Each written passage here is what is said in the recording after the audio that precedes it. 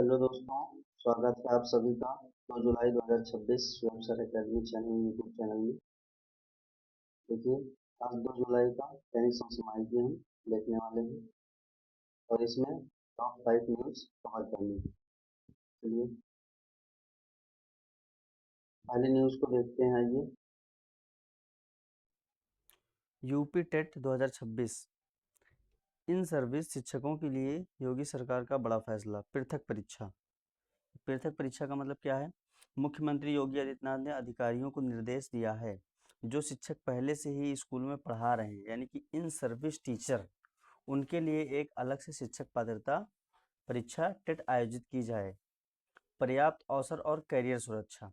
यह फैसला सुनिश्चित करेगा कि सेवारत शिक्षकों को बिना सीमित प्रयासों की चिंता किए अपनी पात्रता साबित करने की करियर में पदोन्नति पाने के पूरे अवसर मिल सकें। सुचारू परीक्षा व्यवस्था। 2 जुलाई और 4 जुलाई 2026 तक राज्य के 60 जनपदों में यूपी टेट आयोजित की जा रही है, जिसे अत्यंत पारदर्शी, निष्पक्ष और सुरक्षित माहौल में कराने के सख्त निर्देश दिए गए हैं। परीक्षा के आंकड़े। इस वर्ष यूपी टेट 2026 में कुल 19,94,661 उम्मीदवार बैठ रहे हैं, जिनमें से 17.67 लाख उत्तर प्रदेश और लगभग 2.27 लाख दूसरे राज्य में हैं। चलिए दूसरी न्यूज़ पर चलते हैं। आयुष्मान सारथी PMJAY चैटबॉट। स्वास्थ्य सेवाओं में एआई की पहल। देखिए, व्हाट्सएप आधारित एआई असिस्टेंस केंद्रीय स्वास्थ्य मंत्री जगत प्रकाश नड्डा ने आयुष्मान सारथी PMJAY चैटबॉट लॉन्च किया है। यह एक आर्टिफिशियल इंटेलिजेंस एआई सक्षम व्हाट्सएप चैटबॉट है जो आम जनता के लिए बनाया गया है। घर बैठे कई सुविधाएं उपलब्ध हैं। इसके जरिए नागरिक योजना की पात्रता की जांच, ई कार्ड सहायता, निकटतम संबंध, अस्पतालों की खोज, दावा यानी क्लेम, स्थिति में ट्रैकिंग जैसे कई महत्वपूर्ण जानकारियां प्राप्त कर सकेंगे। डिजिटल पब्लिक इंफ्रास्ट्रक्चर DPI ये क्या है?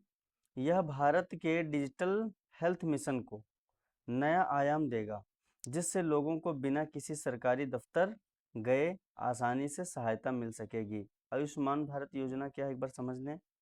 जानते होंगे आप सभी। 2018 में शुरू की गई यह दुनिया की सबसे बड़ी स्वास्थ्य बीमा योजना है, जिसके तहत पात्र परिवार को सालाना 5 लाख तक का कैशलेस इलाज मिलता है। चलिए तीसरी खबर देखते हैं क्या है। PM family care tracker PMFCT परिवार कल्याण की नई तकनीक। पायलट प्रोजेक्ट की शुरुआत। केंद्रीय गृह एवं सहकारिता मंत्री अमित शाह ने गुजरात के गांधीनगर से prime minister family care tracker के पायलट प्रोजेक्ट को लॉन्च किया है। एकीकृत डिजिटल डेटाबेस। इस योजना के तहत प्रत्येक बच्चे को उनके जन्म पंजीकरण संख्या BRN या आयुष्मान भारत स्वास्थ्य वाले आभा आईडी से जोड़कर एक विशिष्ट यूनिक आईडी दी जाएगी। ऑटोमेटेड अलर्ट और डिजिटल हेल्थ पासपोर्ट। यह प्रणाली बच्चों में छूटे हुए टीकाकरण और स्कूल से ड्रॉप आउट होने वाले स्वचालित अलर्ट जारी करेगा, जिससे स्वास्थ्य, पोषण और शिक्षा की बेहतर निगरानी हो सकेगी। इसका मुख्य उद्देश्य क्या है, जान लीजिए।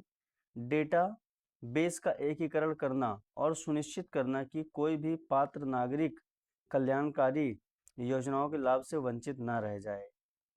ठीक है, बहुत अच्छी योजना है। चलिए चौथी खबर हम अपनी देखते हैं। वस्तु एवं सेवा कर यानी कि GST भारत के कर सुधार के 9 वर्ष पूरे। कर ढांचे का औपचारिकरण। 1 जुलाई 2026 को भारत की सबसे बड़ी अप्रत्यक्ष कर प्रणाली GST ने अपने सफल 9 वर्ष पूरे कर लिए हैं। इसे 1 जुलाई 2017 को 101वें संविधान संशोधन के द्वारा एक राष्ट्र एक कर के उद्देश्य से लागू किया गया था। कब? 101वें संविधान संशोधन 2017 में, याद रखेंगे।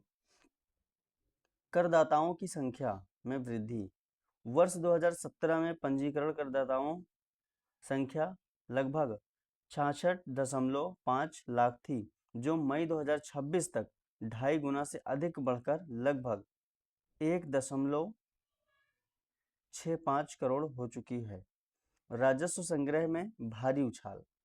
वित्त वर्ष 2017-18 में कुल जीएसटी राजस्व संग्रह 7.4 लाख करोड़ था, जो वित्त वर्ष 2025 और 26 में रिकॉर्ड वृद्धि के साथ 22.27 लाख करोड़ तक पहुंच चुका है।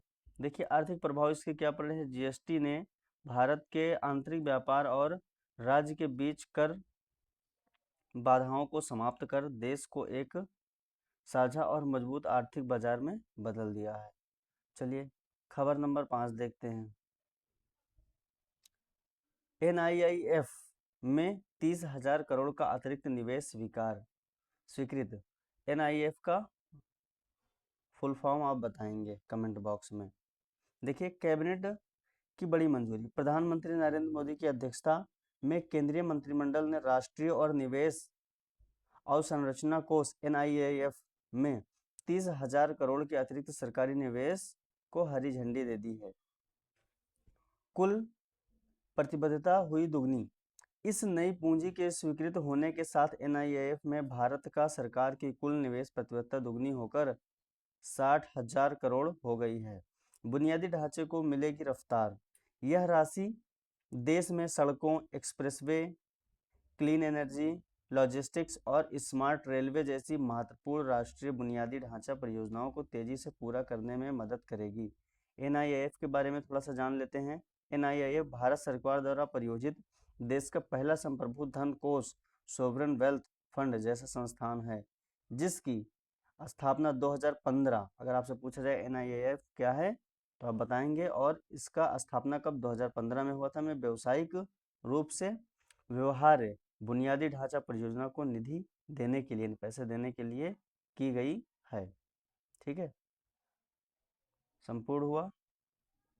चलिए कुछ इसके प्रश्न हैं जो हम अभी थोड़ी देर में लेकर आएंगे, उन प्रश्न को आप जरूर करिए।